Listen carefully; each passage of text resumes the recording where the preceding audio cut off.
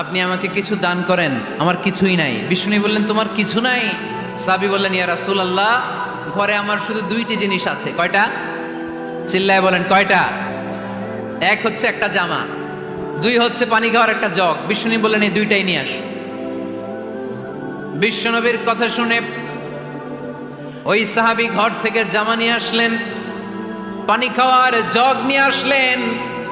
বিশ্বনবী সাল্লাল্লাহু আলাইহি ওয়াসাল্লাম ওনার মোবারক হাত দিয়ে এক হাতে জামা ধরে আরেক হাতে পানির জগটা ধরে সাহাবীদের দিকে উদ্দেশ্য করে বললেন, মাইয়াশতারি হাদাইন, এই দুইটা জিনিস কেনার মতো কে কে আছে দেখি। কয়েকজন হাত তুললো। বিশ্বনবী বললেন, কত দিয়ে কিনবা? এক সাহাবী বলে, ইন্নী আশতারিহিমা বিদিরহাম।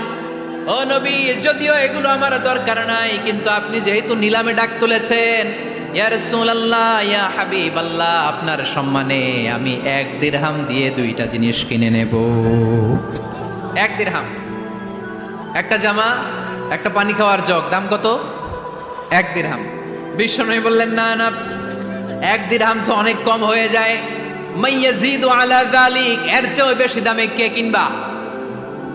আরেক সাহাবী হাত তুলে বলতে লাগলি, ইয়া রাসূলুল্লাহ, ইয়া হাবিবাল্লাহ, ওয়া ইন্নী আশতারিহিমা বিদিরহামাইন, আমি এই জামাটার পানি খাওয়ার জগটা 1 দিরহাম নয় 2 দিরহামের বিনিময়ে কিনতে চাই। বিষ্ণু সাল্লাল্লাহু আলাইহি ওয়াসাল্লাম ওই সাহাবাকে দিয়ে দিলেন। দিয়ে 2 দিরহাম নিয়ে, যে লোকটা ভিক্ষা করতে এসেছিল তার হাতে 2 দিরহাম দিয়ে বললেন, যাও 1 দিরহাম দিয়ে ঘরে খাবার কিনে দিয়ে আসো, আরেক দিরহাম দিয়ে একটা কুঠার কিনে নিয়ে আসো। শুনতেছেন? কি কিনে নিয়ে আসো? কুঠার দিয়ে কি করে? গাছ কাটে। ওই সাহাবী কুঠার কিনে নিয়ে আসার পরে বিশ্বনবী নিজ হাতে কুঠারের মধ্যে একটা কাঠের হাতল লাগাই দিলেন। আল্লাহু আকবার! হাতল ছাড়া কুঠার ইউজ করা যাবে? বিশ্বনবী নিজ হাতে ওই কুঠারের ভেতরে একটা হাতল লাগাই দিলেন আর বললেন, লা উরিদু আন আরাকা 15 আইয়াম, এই কুঠার নিয়ে জঙ্গলে যাও, গায়ে অনেক শক্তি আছে, কাঠ কাটো, এই কাঠ কেটে বাজারে বিক্রি করো, সামনের 15 দিন যেন আমি আমার চোখের সামনে তোমার না দেখি। বিশ্বনবীর পরামর্শ অনুযায়ী কুঠার নিয়ে ওই সাহাবী জঙ্গলে চলে গেলেন। কাঠ কেটে বাজারে বিক্রি করতে করতে 15 দিন পরে 10 দিরহাম নিয়ে বিশ্বনবীর দরবারে হাজির হয়ে গেলেন। 10 দিরহাম নিয়ে বিশ্বনবীর কাছে হাজির হয়ে গেলেন। সাহাবী এসে বলল, ইয়া রাসূলুল্লাহ, এখন আর আমার ভিক্ষা করা লাগে না, আমার গায়ে অনেক শক্তি আল্লাহ দিয়েছে, আই এম ভেরি এনার্জেটিক। আপনার দেয়া বরকতের কুঠার দিয়ে আমি কাঠ কেটে কেটে স্বাবলম্বী হতে শুরু করেছি। সুবহানাল্লাহ পড়েন। আমি এখন 10 দিরহামের মালিক। বিশ্বনবী বললেন, লা আইয়াহতাতিবা আহাদুকুম হুজমাতান আলা যাহরিহি খায়রুম মিন আইয়াসআলা শাইআন ফায়ু'তিয়াহু আও ইয়ামনাহু। যাদের গায়ে শক্তি আছে তারা ভিক্ষা না করে কাঠ কেটে পিঠে সেই বোঝা নিয়ে বাজারে বিক্রি করা অনেক ভালো। কারণ কারো কাছে যদি তুমি হাত পাতো, সে দিতেও পারে, নাও দিতে পারে, আর কষ্ট করলে কষ্ট কোনোদিন বৃথা যায় না। চিল্লায় বলেন ঠিক কিনা? বিষ্ণু ইসলামের অনুপ্রেরণায় এই সাহাবা অল্প কিছুদিনের ব্যবধানে স্বাবলম্বী হয়ে গেলেন। What is the moral of the story? বিশ্বনবীর এই প্রফেটিক স্টোরি থেকে আমাদের কি শিক্ষা? লেসন নাম্বার 1, বিশ্বনবী চাইলেই ওই 2 দিরহাম দিয়ে বলতে পারতো, যাও খাবার দাবার কিনে ফ্যামিলিতে দিয়ে আসো। সে ওই 2 দিরহাম নিয়ে খাবার দাবার কিনে ফ্যামিলিকে খাইয়ে রাত্রে আবার ভিক্ষায় নামতো। কথা কন, রাত্রে কি করতো? ভিক্ষায় নামতো। বিষ্ণু ইসলাম তাকে কাজ করে খাওয়ার জন্য উৎসাহ দিলেন। পাশাপাশি বিষ্ণু ইসলাম পার্মানেন্ট সলিউশন দিলেন। এজন্য পার্মানেন্ট সলিউশনের ব্যবস্থা করতে হবে। অনেকে আমরা যাকাত দেই, যাকাতের শাড়ি দেই, যাকাতের লুঙ্গি দেই, আছে না নাই? লক্ষ্মীপুরে এরকম দেয় নাকি? কি দেয়? হ্যাঁ, গাড়ি, গাড়ি দেয়, শাড়ি না। যাকাতের শাড়ি, যাকাতের লুঙ্গি বলতে কোনো কথা ইসলামে নাই। এগুলো খুব কম দামি শাড়ি, যাদেরকে এগুলো দেয়া হয় তাদেরকে অপমান করা হয়, ঠিক কিনা? আল্লাহ বলেছেন, ওয়ালাকাদ কাররামনা বানি আদম, I have dignified the status of the sons of Adam. আমি আদমের সব সন্তানদেরকে সম্মানিত করেছি। সুবহানাল্লাহ পড়েন। আপনাদের চেয়ে সম্মানিত কেউ আছে? মানুষের চেয়ে সম্মানিত গোটা বিশ্বে আর কোনো মাখলুকাত আছে? নাই। এজন্য যাকাতের শাড়ি দেয়া যাবে না, যাকাতের লুঙ্গি দেয়া যাবে না। যাকাতের শাড়ি আপনারা দেখছেন, এটারে একবার ধোয়ার পরে দ্বিতীয়বার পরা যায় না। মশারি কি পাতলা, এর চেয়েও পাতলা। এই জন্য জাকাতের শাড়ি, জাকাতের লুঙ্গি বলতে ইসলামে কোনো পরিভাষা নাই। আপনাকে স্বাবলম্বী করে দেওয়ার চেষ্টা করতে হবে। যারা লক্ষ্মীপুর জেলায় বিজনেস ম্যাগনেট আছেন, তারা একসাথে হয়ে একটা স্ট্রং জাকাত ম্যানেজমেন্ট প্ল্যাটফর্ম করতে পারেন, যেখান থেকে আপনারা বিভিন্ন থানায়, বিভিন্ন গ্রামে বাছাই করে করে কিছু ভাইদেরকে জাকাত দিতে পারেন স্বাবলম্বী করার উদ্দেশ্যে। যেই ফ্যামিলিকে আছে, কি নাম এটার, পল্লী উন্নয়ন ক্লাব, মাশাআল্লাহ, জাকাত ফান্ড দিয়ে বিদেশে লোক পাঠায়। এর চেয়ে সুন্দর পদ্ধতিতে জাকাত বিতরণ আর হতে পারে? যেই লোকটাকে, যেই ছেলেটাকে বিদেশে পাঠানো হয়েছে, ওই ফ্যামিলিটা আর কোনোদিন জাকাতের শাড়ি নেওয়ার জন্য লাইনে দাঁড়াবে?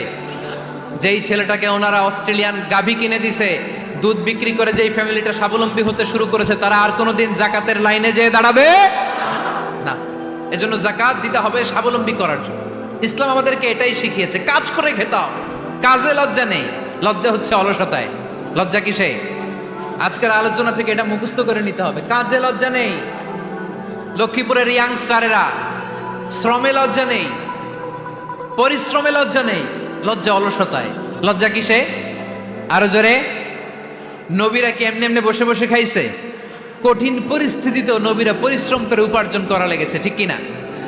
সাইয়েদনা মারিয়াম আলাইহিস সালাম, যার নামে আল্লাহ তাআলা কোরআনে একটা সূরা দিলেন, উনি পৃথিবীতে এমন একজন মহিয়সী নারী, যেই নারীর গর্ভে, যেই নারীর পেটের ভেতরে স্বামীর স্পর্শ ছাড়া সন্তান দিয়েছে কে? সাইয়েদনা ঈসা আলাইহিস সালাম পেটে আসলেন।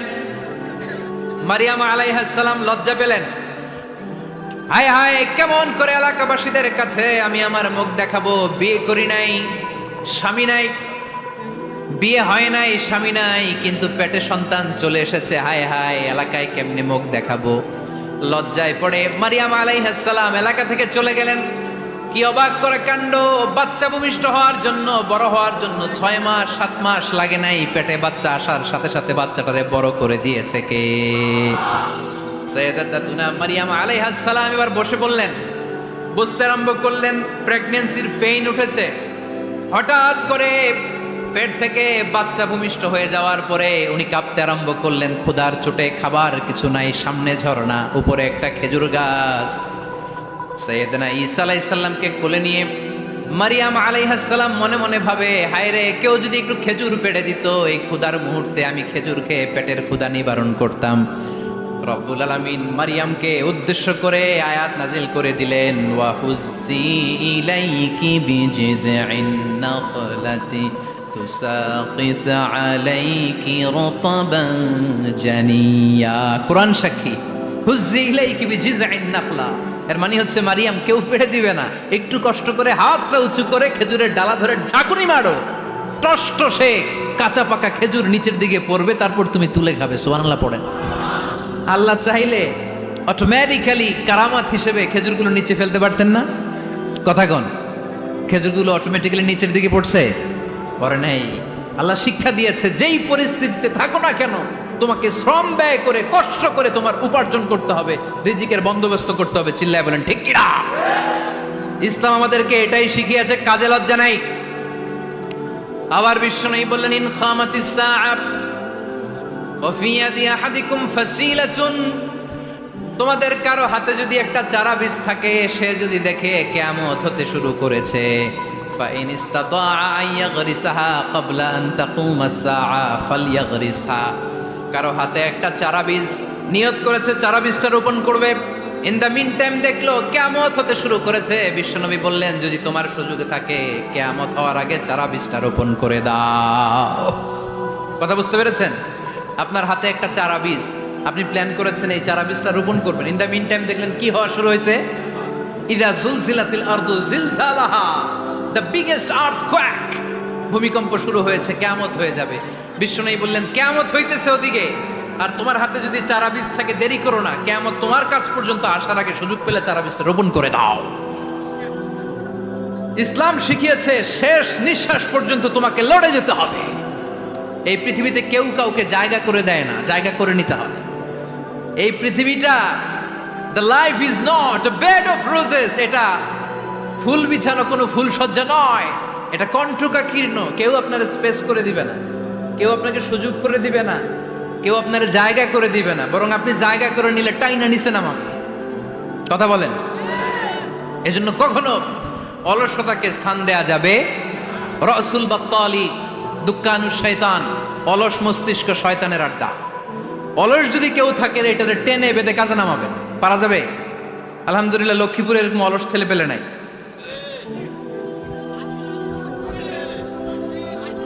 আছে? আমরা আজকে অলসতাকে নো বলে যাবো এই মাহফিল থেকে। অলসতাকে আমরা কি বলবো? আওয়াজ করে বলতে হবে। অলসতাকে কি বলবো আমরা? মুমিনের জীবনে কোনো অলসতা নাই। অলস হয় মুনাফিকরা। অলস হয় কারা? চিল্লায় বলতে হবে। মুমিনরা অলস হয়। অলস হয় কারা? এজন্য কোরআনে আল্লাহ একথাও বলে দিলেন, ওয়াইদা কামু ইলাস সালাতি কামু কুসালা ইউরাউনান নাসা ওয়ালা ইয়াযকুরুনাল্লাহা ইল্লা কালিলা। সুবহানাল্লাহ পড়েন।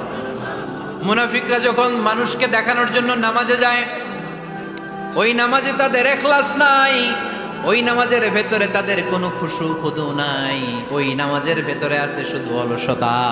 ওই নামাজে কি আছে? কিন্তু আমরা যখন নামাজে যাই আমাদের অলসতা আছে? আমরা নামাজ পড়লে আমাদের হৃদয়টারে সজীব করে দেয় কে? আমরা উযু করলে আমাদের মনটাকে চাঙ্গা করে দেয় কে? আমরা মসজিদে ঢুকলে হৃদয়টাকে প্রাণবন্ত করে দেয় কে? মুমিন তো নামাজে গেলে চাঙ্গা হয়, মুমিন উযু করলে চাঙ্গা হয়। বিষ্ণু ঈসা ইসলাম বললেন, ইয়াকিদু শাইতানু আলা কাফিয়াতি রাসি আহাদিকুম ইদা নাম। খেয়াল করে শুনবেন লক্ষ্মীপুরের ভাইয়েরা, চমৎকার একটা হাদিস। আমরা যখন ঘুমোতে যাই, শয়তান আমাদের প্রত্যেকের মাথার পিছনে 3টা অলসতার গিট মারে। কয়টা? আওয়াজ করে বলেন। 3টা অলসতার গিট মারে। ইয়াকিদু শাইতানু আলা কাফিয়াতি রাসি আহাদিকুম সালাসা উকাদ। 3টা গিট মারে যখন আমরা ঘুমোতে যাই। অলসতার 3টা গিট মেরে আমাদের কানের সামনে এসে ফিসফিস করে মন্ত্র পড়তে থাকে, আলাইসা লাইলুন তাওয়িলুন ফারকুদ, আলাইসা লাইলুন তাওয়িলুন ফারকুদ। বিশাল লম্বা রাত, ঘুমাও। অনেক সময় আছে, ঘুমাও। রাত 5টা বেজে যাচ্ছে, তাহাজ্জুদের সময় শেষ হয়ে যাচ্ছে, তখনও শয়তান বলে রাত অনেক লম্বা, ঘুমাও। ফজরের সময় পার হয়ে যাচ্ছে, সূর্য উঠে যাচ্ছে, শয়তান বলে আলাইসা লাইলুন তাওয়িলুন ফারকুদ, এখনো অনেক সময় আছে, লম্বা লম্বা লম্বা চৌড়া রাত পড়ে আছে, তুমি ঘুমাও। বিশ্বনবী বললেন, ফাইনিস্তাইকাযা ওয়া যাকারাল্লাহ ইনহাল্লাত উকদা। আমার উম্মতের কেউ যখন ঘুম থেকে জেগে ঘুম থেকে ওঠার দোয়া পড়া শুরু করে দেয়, অলসতার প্রথম গিটটা সাথে সাথে খুলে দেয় কে? আপনি ঘুম থেকে উঠেই যখন ঘুম থেকে ওঠার দোয়া পড়বেন, আপনার অলসতার প্রথম গিট খুলে দেয় কে? ঘুম থেকে ওঠার দোয়াটা কি? আলহামদুলিল্লাহিল্লাযী আহইয়ানা বা'দামা আমাতানা ওয়া ইলাইহিন নুশুর। প্রশংসা সে আল্লাহ, যে আল্লাহ আমাদেরকে লম্বা একটা ঘুম শেষে, মৃত্যু শেষে আমাদেরকে ঘুম থেকে উঠালেন। এই দোয়াটা পড়ার সাথে সাথে শয়তান যে 3টা গিট মারছে, ওই 3টার একটা খুলে দেয় কে? Fine তাওয়াদ্দা in হাল্লাত উকদা। ঘুম থেকে জেগে ঘুমের দোয়া পড়ার পরে যখন কেউ ওযু করে ফেলে, অলসতার দ্বিতীয় গিটটাও খুলে দেয় কে? ওযু করার পরে ফাইন সাল্লাত ইন হাল্লাত উকদা, নামাজের মুসল্লায় দাঁড়িয়ে যখন নামাজ শুরু করে দেয়, অলসতার 3 নাম্বার গিটটাও খুলে দেয় কে?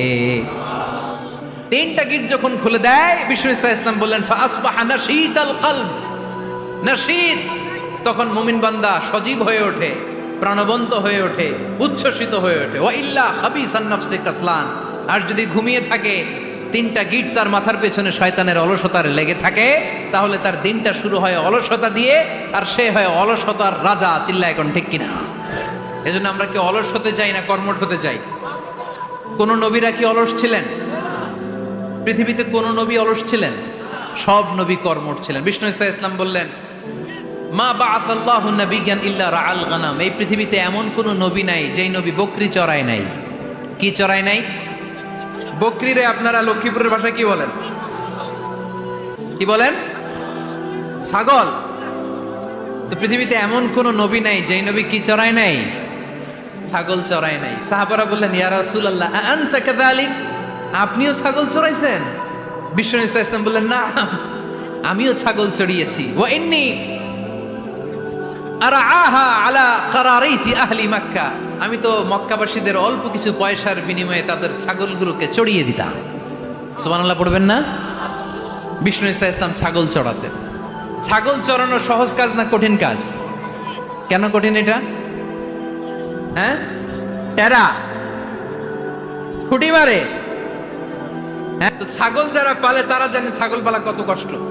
ওরে ডানে টান দিলেও কই যায়, রশি ধরে বায়ে টান দিলে কই যায়, সামনে টানলে কই যায়, পিছনে টানলে কই যায়। সারা সপ্তাহ আপনি সময় পান না এটারে গোসল করাবেন। ভাবলেন আজকে জুমার দিন আমিও গোসল করি, এটারও গোসল করাই। এটারে আপনি পুকুর ঘাটে নিবেন, টান দিয়েছেন, ওর বাপের কিরা ও 1 ইঞ্চিও সামনে যাবে না, ঠিক কি না? এই টেরা প্রাণী আল্লাহর কি মহিমা। আল্লাহ তাআলা পৃথিবীর সবচেয়ে শ্রেষ্ঠতম মানুষদেরকে ছাগল চড়িয়ে ছেড়েছেন, ঠিক কি না? মা বাআসাল্লাহু নাবিয়্যান ইল্লা রাআল গানাম। এই পৃথিবীতে এমন কোন নবী ছিল না যে নবীরা ছাগল চড়ায় নাই। আল্লাহ বুঝাতে চাইলেন ছাগল চড়ানো অনেক কষ্টের কাজ, অনেক ধৈর্যের প্রয়োজন। এখন নবীরা তোমরা ছাগল চড়াও, কিছুদিন পর ছাগলের চেয়েও টেরা জাতি মানুষ চড়াইতে হবে। মানুষের মধ্যে টেরা আছে না নাই?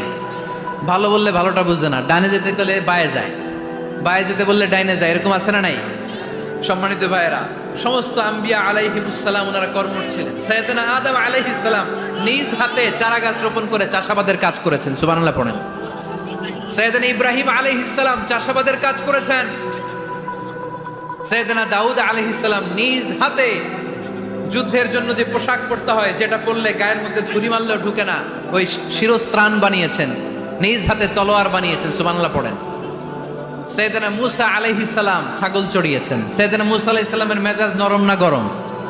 নবীদের মধ্যে সবচাইতে বেশি মেজাজওয়ালা নবী ছিলেন মূসা আলাইহিস সালাম। উনিও 8 থেকে 10 বছর সাইয়েদনা শুআয়ব আলাইহিস সালামের এরিয়াতে ছাগল চড়িয়েছেন। চিল্লায় বলেন সুবহানাল্লাহ। এজন্য নবীরা যেহেতু কাজ করেছেন, কর্মঠ ছিলেন, আমরাও কর্মঠ হব, ঠিক কি না? সাহাবারাও কর্মঠ ছিলেন, বিশ্বনবীর সাহাবারাও ব্যবসা করতেন। সাইয়েদনা আবু বকরের বিশাল ব্যবসা প্রতিষ্ঠান ছিল। সুবহানাল্লাহ পড়েন। আপনারা হজ উমরা করেছেন কে কে দেখি? করছেন? মাশাআল্লাহ। যারা করে নাই আল্লাহ তাদেরকে আল্লাহর ঘর জিয়ারতের তুমি নসিব করো। বিশ্বনবীর মাকবারার সামনে দাঁড়িয়ে আমরা যেন সালাম পেশ করতে পারি, তুমি নসিব করো। বাইতুল্লাহ শরীফে এবং মসজিদ নববীতে আমরা যেন সালাত আদায় করতে পারে, আল্লাহ তুমি নসিব করো। সাইয়েদনা আবু বকর রাদিয়াল্লাহু তাআলা আনহুর ব্যবসা প্রতিষ্ঠান ছিল মক্কার কাবা ঘরের পাশেই। ওনার ব্যবসা প্রতিষ্ঠানগুলো যেখানে ছিল ঠিক ওইখানেই সৌদি সরকার এখন শপিং মল বানিয়ে দিয়েছে, মাতজার আবু বকর। মক্কা শহরের যেখানে বহিরাগতরা এসে ওখানে ছাগল, ওখানে ঘোড়া, উট এগুলো রাখতো, আস্তাবল রাখতো, ঘোড়া আর উট যেখানে রাখা হতো ঠিক ওই জায়গায় সৌদি সরকার ওটার পার্কিং লট বানায় দিচ্ছে। মানে যেখানে আগে সাহাবাদের ব্যবসার জায়গা, ওইখানে বর্তমানে শপিং মল। যেখানে আগের সময়কাল সাহাবারা উট আর ঘোড়া রেখে বাঁধতো, ওইখানে এখন গাড়ি ঘোড়া রাখার ব্যবস্থা করা হয়েছে। সাইয়েদনা আবু বকর অনেক বড় ব্যবসায়ী ছিলেন। ওনার নিজ টাকা দিয়ে হাবাসা থেকে আসা সাইয়েদনা বেলালকে তিনি 20,000 স্বর্ণ মুদ্রা দিয়ে উমাইয়া ইবনে খালাফের কবল থেকে তিনি মুক্ত করেছেন। সাইয়েদনা উসমান যুন্নুরাইন বড় ব্যবসায়ী ছিলেন। নিজের টাকা দিয়ে মদিনার মুসলমানেরা পানি খেতে পারে না, বিরে রুমা নামে একটা কুয়া ছিল, এই কুয়ার মালিক ছিল ইহুদি। মুসলমানেরা পানি খেতে গেলে এসে বকা দিত, পানি খেতে দিত না। বিশ্বনবী বললেন আমার সাহাবীদের মধ্যে এমন কি কেউ নাই নিজের অর্থায়নে বীরে রোমা কিনে মুসলমানদেরকে দিয়ে দিবে? সাইয়েদনা উসমান যুন্নুরাইন বলল ইয়া রাসূলুল্লাহ, আপনার খেদমতে আমি হাজির। মুহূর্তের মধ্যে সাইয়েদনা উসমান যুন্নুরাইন নিজের অর্থায়নে বীরে রোমাটা কিনে মুসলমানদের জন্য সদকা করে দিয়েছে। তো ব্যবসা না করলে, কর্মঠ না হলে, উপার্জন না হলে সদকা করা যাবে? চিল্লায় বলেন করা যাবে। সুনানে তিরমিজির বর্ণনা, বিষ্ণু ঈসা ইসলাম মক্কা থেকে যত সাহাবারা হিজরত করে মদিনায় এসেছে, মদিনাতে কোনো না কোনো সাহাবার সাথে বিশ্বনবী ভ্রাতৃত্বের বন্ধনে আবদ্ধ করে দিয়েছে। সুবহানাল্লাহ পড়েন। এজন্য মক্কা থেকে যারা এসেছে এদেরকে বলে মুহাজির, এদেরকে কি বলে? আর মদিনায় যারা ছিল এদেরকে বলে আনসার, এদেরকে কি বলে? আওয়াজ করে উত্তর দিবেন। মক্কা থেকে যারা এসেছে তাদের নাম, আর যারা মদিনার সাহাবী তাদের নাম আনসার। আজকে এই মাহফিলে লক্ষ্মীপুর এর বাইরে থেকে কারা কারা আসছেন দেখি?